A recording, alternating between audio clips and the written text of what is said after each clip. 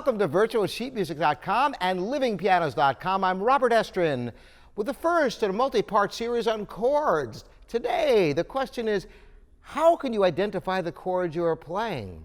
I know a lot of people are interested and you play certain sonorities and wonder, what the heck is that?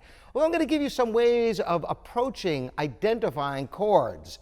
The thing to realize about chords are that chords, for the most part, are built upon the interval of a third.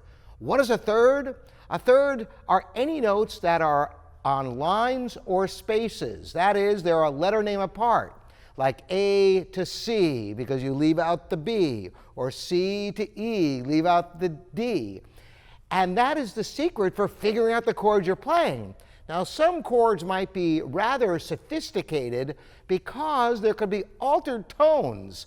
That is, there might be an augmented or a diminished chord where the notes are sharped or flatted from what they usually would be. So how do you figure out what they are? Very simple. You just arrange them in thirds on the staff. If you're reading the music, you look at the notes and make sure that they're arranged in thirds. How do you do that?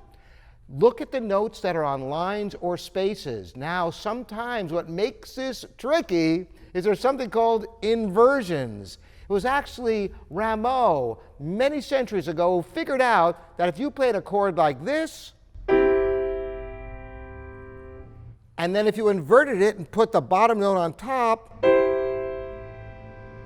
that is exactly the same chord. It's just inverted. So how do you know which chord it is? Well, if you were to play it like this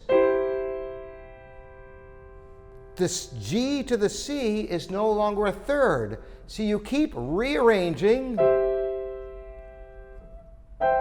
voila, until they're arranged in thirds. Now, if they're written out, it's really easy because you just make sure that you arrange them in thirds on the staff if they're all lines or all spaces. So you have to take a note from the top and put it on the bottom, or take a note in the bottom and put it on the top in order to arrange chords in thirds. Now, some chords can have more than 3 notes. It's the same principle. In fact, you can build chords all the way to the 13th, root, 3rd, 5th, 7th, 9th, 11th, 13th. Why only 13? Because you play one more, you're back to the original note. Because there are only 7 possible notes within a scale, and you hit them all with a 13 chord.